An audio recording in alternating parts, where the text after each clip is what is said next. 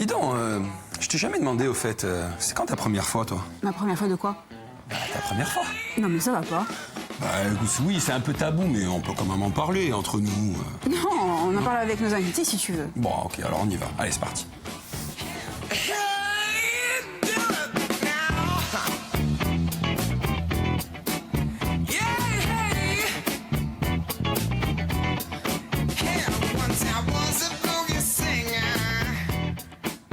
Bonjour à vous si vous nous rejoignez, bienvenue dans cette seconde partie de Viano au sommaire, ma chère Caroline.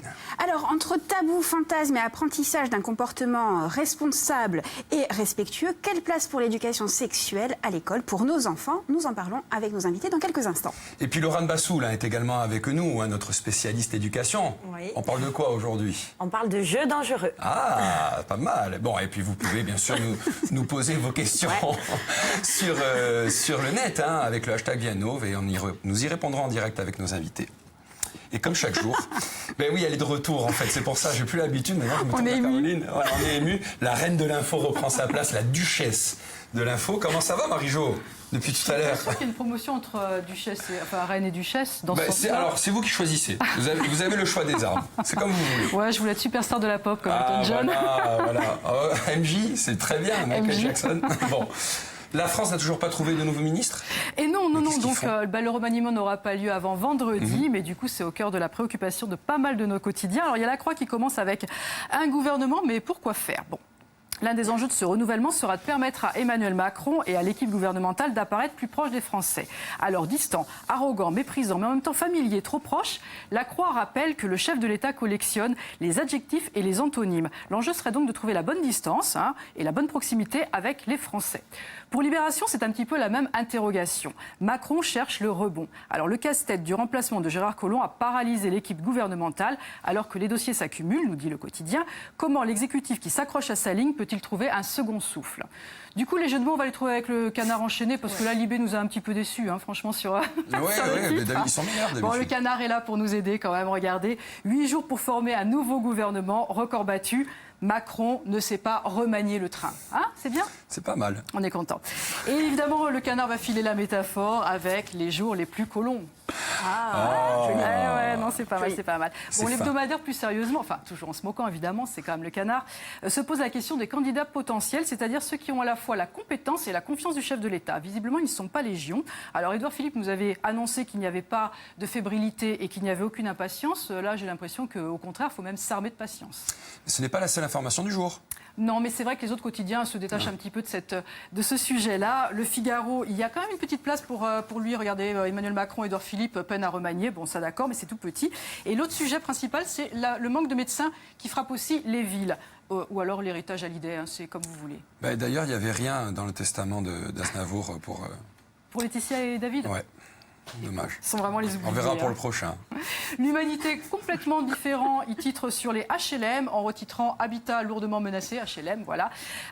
Les coupes de 1,5 milliard d'ici à 2020, nous dit le quotidien, exigé par l'État, passent très très mal au congrès de l'Union sociale de l'habitat ouvert hier. Bon, ça se comprend. On passe aux Parisiens, sans aucune transition, ça n'a rien à voir. Il s'intéresse au transport en commun, évidemment en région parisienne, avec incivilité. Les chauffeurs de bus racontent. C'est une enquête en immersion dans la banlieue parisienne qui permet de constater que chaque jour, les machinistes sont confrontés aux insultes et parfois même à la violence. C'est plutôt alarmant, c'est pas très agréable, mais c'est une réalité. Alors, on reste dans les transports et avec notre île et cette catastrophe. Voilà, les bus à Paris et nous, notre transport, c'est une île, ce sont les bateaux, on est bien d'accord. En tout cas, c'est la 3e fois que Corse Matin fait sa une sur cette image assez improbable de collision entre un roulier et un porte-container. Inséparable, titre aujourd'hui le quotidien. Mais voilà, ça fait quand même plusieurs jours, effectivement, que ces deux bateaux sont encastrés. Et là, les équipes essayent de trouver déjà un moyen de les désencastrer parce que c'est pas très commode. On a mis moteur arrière et tout, ça ne fonctionne pas. Mais surtout, en les désencastrant, de limiter la pollution. Parce que là, pour l'instant, il y a quand même une nappe d'hydrocarbures qui atteint les 25 km. Et il y a encore beaucoup d'hydrocarbures dans les soutes. Il faudra donc ménager un petit peu cette pollution. Merci Marie-Jo. Super. Alors, vous remontez à Bastia, c'est ça? C'est ça. Machine à télé. Je fais Ajaccio-Bastia tous les jours. Jusqu'à jeudi. Donc ce soir, le rendez-vous à Artemar avec Célia Pétrogne à partir de 20h10 et avec Zakaria Benayed, le héros de Mon cher enfant, et Romain Estorque, qui est musicologue et qui nous parlera de la musique de John Williams. Et moi, j'attendais justement la musique de Star Wars. Ah oui, voilà, ce sera très bien. Pour des raisons de budget, cette prochaine séquence sera entièrement faite à la bouche. Bon, très bien, c'est noté en tout cas. Laurane, cette semaine, vous vous êtes intéressée à des pratiques qui ne sont pas nouvelles, mais qui sont toujours aussi dangereuses pour nos enfants et nos adolescents. Oui, c'est ça. Je me suis intéressée aux jeux dangereux qui ont toujours existé dans les cours d'école ou même en dehors, mais qui sont longtemps quand même restés confidentiels. Donc, est-ce qu'on parle de harcèlement scolaire ou est-ce qu'on parle juste de violence scolaire consentie? Bon, là, effectivement, la frontière est mince. Donc, plus que jamais, les jeux dangereux aujourd'hui inquiètent, hein, d'autant que le tristement célèbre jeu du foulard s'est enrichi de nouvelles pratiques. Donc 3 grandes catégories de jeux dangereux, les jeux d'asphyxie, les jeux d'agression et les jeux de défi. Des centaines et des centaines de jeux dangereux ont été répertoriés par des spécialistes. Alors, qu'est-ce qui a changé aujourd'hui? Pourquoi ils sont spécifiques? Alors aujourd'hui, les jeux dangereux ont effectivement évolué à cause d'Internet et des réseaux sociaux, parce que bon, la diffusion de toutes ces nouvelles pratiques se fait beaucoup plus large et beaucoup plus rapide, évidemment, et ça va venir donner des idées à certains enfants. De plus, certaines filment les scènes violentes et les exposent après comme des trophées sur Internet. Alors en ce moment, je ne sais pas si vous en avez entendu parler, mais le jeu le plus connu est le Momo Challenge. Oui, on l'a vu. Voilà, on l'a vu. Donc effectivement, avec un visage tout droit sorti d'un film d'horreur inspiré d'une sculpture japonaise. Donc là, l'enfant ou l'adolescent rentre le numéro de Momo dans sa messagerie WhatsApp. Il attend que Momo revienne vers lui et il lui lance des dizaines et des dizaines de défis, tous de plus en plus dangereux, jusqu'au dernier défi qui propose des situations tellement dangereuses qu'elles peuvent mener à la mort ou au suicide. Alors qu'est-ce qui pousse les enfants à agir? Alors il y a vraiment 3 grandes raisons. La première, c'est de faire comme les autres et de s'intégrer au groupe. La deuxième raison, ça va être de montrer qu'on est fort, qu'on n'a pas peur. Et la troisième, ça va être plus l'amusement ou encore l'aspect drôle ou rigolo. Ça, ce sont les réponses des enfants qui ont été interrogées. Alors, quelles solutions, Laurane? Alors, des solutions. Bon, d'abord, il faut prendre en compte qu'il s'agit d'enfants et d'adolescents et que leur esprit critique n'est pas encore assez développé pour pouvoir prendre du recul par rapport à tout ça. Donc le dialogue permanent est nécessaire s'ils sont confrontés à ce genre de jeu. Après, il faut faire de la prévention, bien sûr, dans les écoles ou même à la maison. Mais cette prévention, elle ne doit pas être alarmiste parce qu'il faut quand même tenir compte du contexte local. Et puis, il ne faut pas développer des inquiétudes non plus qui n'ont pas lieu d'être ou alors, pire, donner de mauvaises idées à certains jeunes. Alors, après, autre chose, les éduquer à un usage responsable du net, ça se fait déjà. Et l'éducation nationale met en place plein de choses. Notamment, jeudi dernier, l'éducation nationale a organisé dans toute la France des rencontres entre les élèves de 5e et des avocats qui sont venus leur parler des risques et des conséquences qu'ils avaient à mettre des vidéos, des photos, etc. lorsqu'ils n'en avaient pas le droit, jusqu'où ça pouvait aller. Voilà, ça, c'était très intéressant. Et il y a aussi une association qui s'appelle APEAS, qui est Accompagner, Prévenir, Éduquer, Agir et Sauver, qui agit depuis 2002 pour lutter contre les risques et contre les accidents dus à ces jeux dangereux. Elle permet l'information aux parents, la formation des personnels enseignants, etc. Donc le site, il s'appelle jeuxdufoulard.com. Il est intéressant aussi. Pour conclure, Laurane, rapidement. Pour conclure, voilà, un dialogue est nécessaire. Lorsque ça arrive, il faut rester vigilant parce que ces jeux se passent souvent dans des espaces où les enfants sont plus libres qu'ailleurs, ou la cour de récréation, devant l'école ou alors en dehors du temps scolaire. Donc, il faut vraiment que l'enfant prenne conscience. Il faut un vrai dialogue pour une prise de conscience du jeune. Et ce n'est pas toujours un jeu d'enfant. Ah non, bravo. Voilà, bravo pour la conclusion. Merci beaucoup, Laurane. Vous restez avec nous. Il est midi presque 35. C'est l'heure du débat de Via Nova.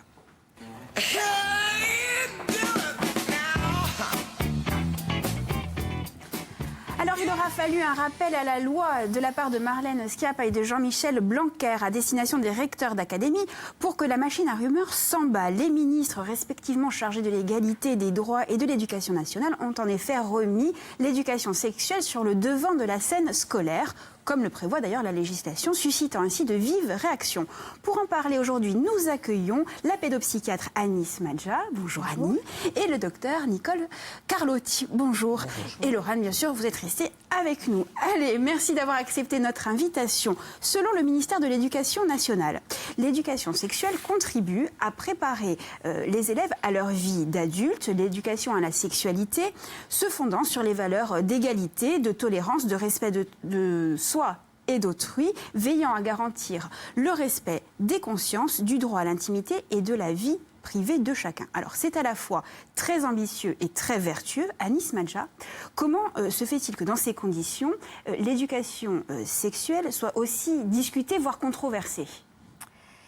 Déjà, je pense qu'il faut s'entendre sur ce que c'est que l'éducation sexuelle. D'ailleurs, les textes disent l'éducation à la sexualité. À la sexualité. Et non pas l'éducation sexuelle.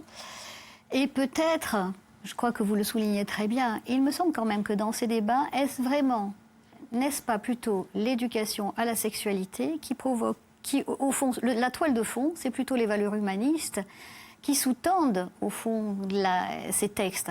C'est-à-dire l'égalité, la liberté, la tolérance, et le respect de soi et des autres. C'est pas trop tendance actuellement que la question de l'égalité et la question de la liberté. Alors, il me semble que la ministre a remis cela sur le tapis par rapport à l'égalité filles-garçons. Or, le texte auquel elle fait référence de loi qui n'est pas appliqué est très riche et extrêmement remarquable, et c'est un seul des points de ce texte-là.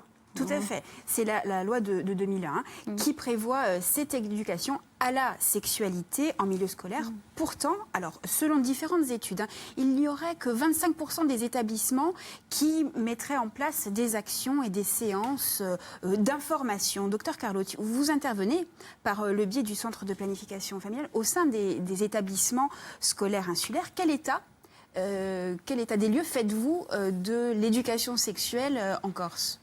En tout cas, sur votre zone d'action. Voilà, parce qu'il y a deux domaines d'action. Sur la Corse du Sud, oui, l'éducation à la sexualité est faite quand même très bien. On travaille très bien avec les principaux d'établissements. Et du coup, je peux dire que sur la Corse du Sud, toutes les classes de seconde, les classes de quatrième sont faites.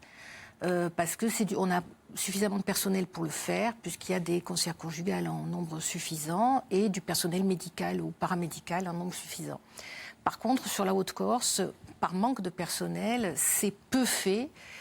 C'est en train de se mettre en place là, à la rentrée scolaire, où les secondes vont être faites, normalement. Après, il y a d'autres associations qui interviennent pour l'éducation à la sexualité. Je ne pense pas qu'il y ait vraiment de frein par rapport à ça dans tout ce qui est collège, lycée, à partir de la quatrième. Là où c'est plus compliqué, c'est sur les petites classes. Voilà. C'est-à-dire au primaire. Déjà, alors le primaire, bien sûr, mais même la sixième ou la cinquième, où là, on est sur un terrain un peu plus... Laurent, vous intervenez, alors vous êtes professeur de français au collège. Oui. Vous abordez ce sujet de l'éducation à la sexualité ? Alors on ne l'aborde pas, moi en tant que professeur de français, je ne l'aborde pas en tant que séance d'éducation à la sexualité. En revanche, lorsqu'on étudie des textes littéraires, il y a des questions qui peuvent arriver de la part des élèves, et à ce moment-là, il faut répondre, j'y réponds sans tabou. Voilà. Annie, est-ce qu'on en parle trop tard de la sexualité? Est-ce que... parce que cela, ce ne sera pas très porteur. Mais au fond, le moment où la sexualité, la pulsion sexuelle est le plus foisonnante, où elle est le volcan de désir, c'est le petit enfant. C'est là que la pulsion sexuelle n'est pas domestiquée encore. C'est bien là, au fond, que les enjeux les plus importants... Alors... Il est toujours trop tard, ou quasiment. Enfin, voilà. Pour vous, on devrait commencer déjà à la maternelle. Alors voilà, à en parler. Pour moi, on devrait commencer à la maternelle, mais il y a une façon. C'est pas un peu tôt. Alors, c'est ça, écoutez, à quel âge je trouve assez formidable quelque chose qui est dans le texte de loi et qui dit que tout le personnel de l'éducation, qu'il le veuille ou non, explicitement ou non, participe à cette formation sexuée. Et ce que je trouve ennuyeux en maternelle, comme d'ailleurs dans le domaine de l'éducation, c'est que chaque enseignant y va de sa propre réaction, c'est-à-dire de ses opinions personnelles quant à ses réactions face à une situation sexualisée. Voilà. Et qu'au fond, c'est ça que les programmes viennent un peu tempérer, c'est-à-dire permettre aux gens d'avoir une cohérence dans leurs réponses et d'avoir réfléchi à la question, et non pas d'y aller juste de sa propre réaction intime en fonction de ses propres croyances religieuses, de ses propres croyances et de son idéal propre, qui n'est pas l'idéal forcément de l'école républicaine. Nicole Carlotti, on ne s'adresse pas à des collégiens de 4e comme à des lycéens de terminale, je suppose. Bien sûr, hein, nos interventions sont travaillées en amont, sont réfléchies en équipe, avec des aides souvent extérieures. Parce que effectivement, c'est pas la même problématique. En 4e, on va être axé plutôt sur la puberté, les changements qu'on peut ressentir à la puberté, les relations avec les parents, les relations à l'autre, les effets de groupe. Alors que, par exemple, en seconde, bien sûr, on va être plus sur savoir dire non, avoir conscience de ce qu'on a envie, de ce qu'on n'a pas envie, être en capacité d'analyser son comportement. Voilà, on va être plus sur on va évoluer en fonction de l'âge. On ne reste pas sur le côté hygiéniste ou sanitaire avec la sexualité pour la reproduction ou facteur de risque, MST ou grossesse. Le côté hygiéniste, il n'est pas inintéressant, Non, bien sûr, hein, parce qu'effectivement, il vaut mieux savoir comment on fonctionne pour savoir un petit peu de quoi on parle. Mais dans ces interventions qu'on fait, que ce soit avec les 4e comme avec les secondes, on est plus sur quelque chose de l'ordre du dialogue, de l'expression des ressentis, de la façon dont des jeux de rôle, des façons dont les élèves peuvent assumer les choses. Parce que selon le moment où vous allez leur parler, ils ne vont pas vous écouter. Voilà, c'est en cela, effectivement, qu'on ne peut pas intervenir, si tant est que la loi le prévoit, mais elle ne le prévoit pas, puisque ça commence avec la primaire et non pas avec la maternelle. Mais évidemment, quand on ne parle pas à un enfant de CP, on part de là où en est l'enfant, de ses besoins et de ses capacités à comprendre. Mais il s'agit quand même bien de ça dans l'éducation, qu'elle soit sexuelle ou pas, c'est-à-dire de préparer les enfants à leur vie future et au monde futur, pas au monde forcément qu'on veut, mais au monde qu'ils vont rencontrer. Et dans la sexualité, par rapport à la question hygiéniste, je pense que ça, plus ou moins, ça fait consensus. C'est-à-dire l'éducation à la reproduction, quoi. Voilà, à la procréation humaine. Autrefois, on faisait la reproduction des mammifères, mais les hommes ont zappé. Maintenant, on ne zappe plus. Donc, tout ce qui est un peu physiologique ou biologique, ça passe à peu près. Quand il s'agit de prévenir les violences sexuelles et l'exploitation sexuelle, ça passe encore. Quand il s'agit de la pornographie, puisque c'est les 4 points qui sont déclinés par la loi, quand il s'agit en revanche de lutter contre les préjugés, c'est là que ça fait un peu flamber les choses, c'est-à-dire sur les préjugés sexistes, qui est bien le propos de la ministre, c'est-à-dire égalité homme-femme, et des préjugés homophobes, qui sont aussi interdits par la loi, etc. Et c'est là que ça déchaîne les débats, me semble-t-il. C'est un peu là-dessus que... C'est là où c'est plus compliqué, oui. Voilà. C'est là où on a toute notre place. Tout à fait. Docteur Carlotti, quelles sont les questions qui reviennent le plus souvent de la part de ce jeune public ? C'est divers et varié. Bon, il se pose toujours beaucoup de questions, mais c'est vrai que c'est toujours l'inquiétude. Alors, si c'est par rapport à la relation sexuelle, c'est l'inquiétude de la première fois pour tous, je crois. Mais c'est aussi comment être acceptée par les autres. Est-ce que je suis faite comme les autres? Est-ce que je suis fait comme les autres? La question de la normalité, l'acceptation dans le groupe. Voilà, c'est plutôt des questions de cet ordre-là. Laurent, vous le ressentez, vous le percevez, ce questionnement ?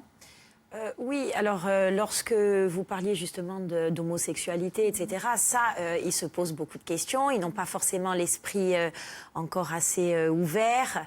Et construit. Et construit, oui. Donc ça, je le perçois vraiment, comme je vous le disais, lorsqu'on étudie des textes, etc., surtout en 5e, par exemple, il y a une séquence qui doit se tourner sur les relations en groupe, avec autrui, etc. Donc on peut aborder certaines de ces questions.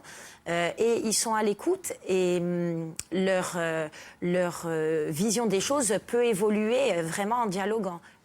Voilà, donc c'est important. Comment les parents peuvent accompagner cet enseignement, cet apprentissage, Annie ?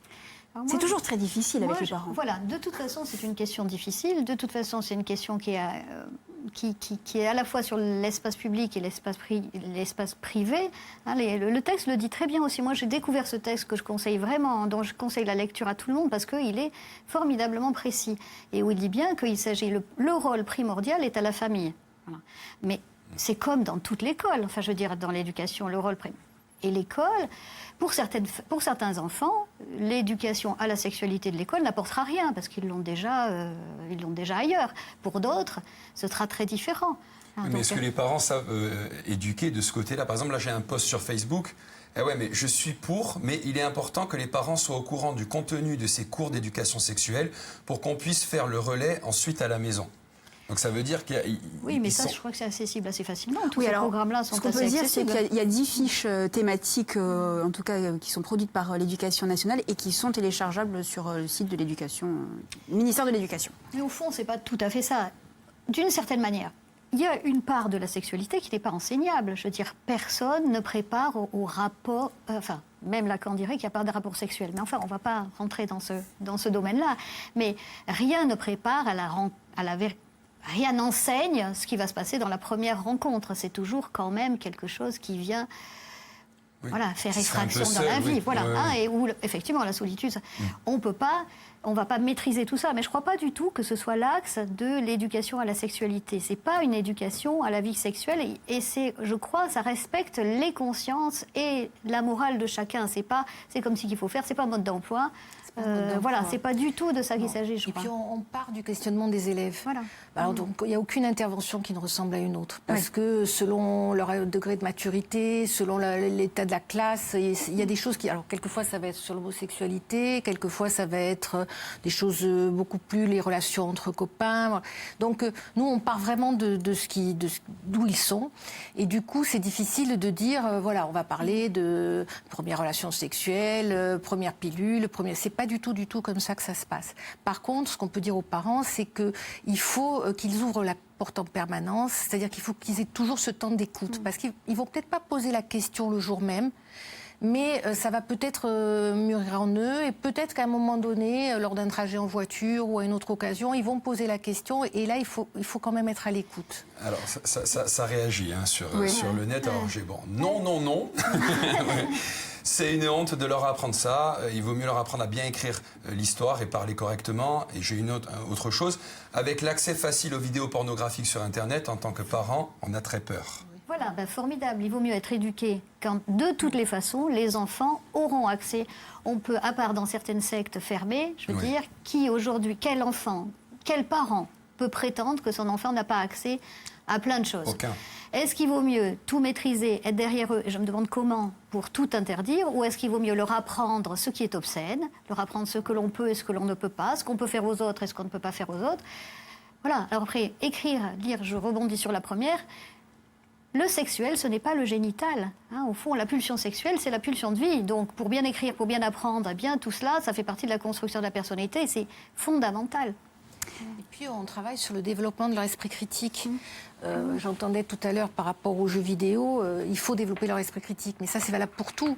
Absolument. Il y a tellement de sollicitations, il y a tellement de choses qui leur arrivent, notamment par la pornographie, où il y a quand même un accès, je m'en rends compte, assez important. C'est aussi à nous, en tant qu'adultes, de leur apprendre à se positionner, eux, par rapport à ce qu'ils vont recevoir comme information et à faire le tri et à savoir ce qui est bon pour eux et ce qui n'est pas bon pour eux. Et selon l'éducation, selon le milieu familial, selon le contexte, ce ne sera pas forcément les mêmes choses pour l'un ou pour l'autre. Et puis, il n'est pas certain, pour certains enfants, et pour ce domaine très intime, que les parents soient forcément le meilleur interlocuteur. C'est tout à fait souhaitable qu'il y ait un dialogue entre parents et enfants, mais certains enfants peuvent préférer s'adresser à quelqu'un d'autre qu'à leurs parents. Voilà. Et le problème, c'est de la confiance. Mais enfin, il y a une crise de confiance, je dirais un peu générale, sur l'école. Oui, pas que là-dessus. Pas que là-dessus. Mais au fond, si on peut faire confiance à d'autres adultes et se dire qu'après tout, c'est aussi un moyen pour les enfants d'en parler, ça me semble tout à fait profitable pour tout le monde. Alors, on a parlé de la pornographie, actualité oblige. Est-ce qu'il y a eu un avant-après MeToo, Balance ton porc, sur la question du consentement et de la volonté? Oui, quand même, il y a une prise de conscience quand même par rapport à l'égalité homme-femme. Il y a quand même une évolution des choses, il y a des questions qui émergent et des discussions entre garçons-filles. Alors, on a toujours travaillé un petit peu là-dessus, notamment en 4e. où justement la puberté, ça pose des questions beaucoup par rapport à ça. Donc on a toujours travaillé un petit peu là-dessus. Mais c'est vrai que maintenant, les filles, quand même, ont tendance à plus prendre la parole qu'auparavant, où elles étaient peut-être, surtout en 4e, un peu étouffées par la prédominance des garçons. Vous intervenez, pardonnez la question, mais vous intervenez depuis combien de temps dans les établissements scolaires ? Ça fait 13 ans. 13 ans. Est-ce que vous avez constaté une évolution dans les questionnements, dans les réflexions que peuvent faire les élèves ? Un recul des mentalités, une ouverture. Voilà, vous avez ce recul-là. Oui, il y a quand même une évolution qui est faite. Alors d'abord, il y a cet accès à la pornographie qui est vraiment devenu.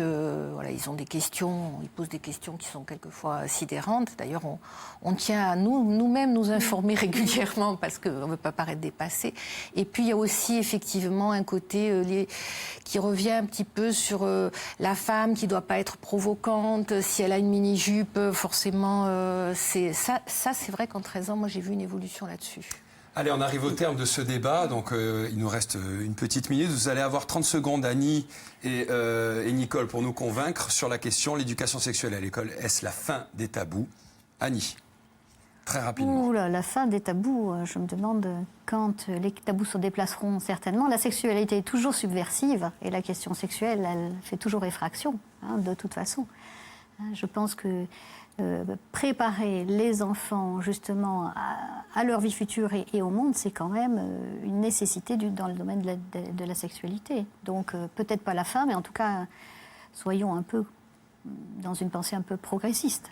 Nicole ? Oui, non, la fin des tabous, sûrement pas.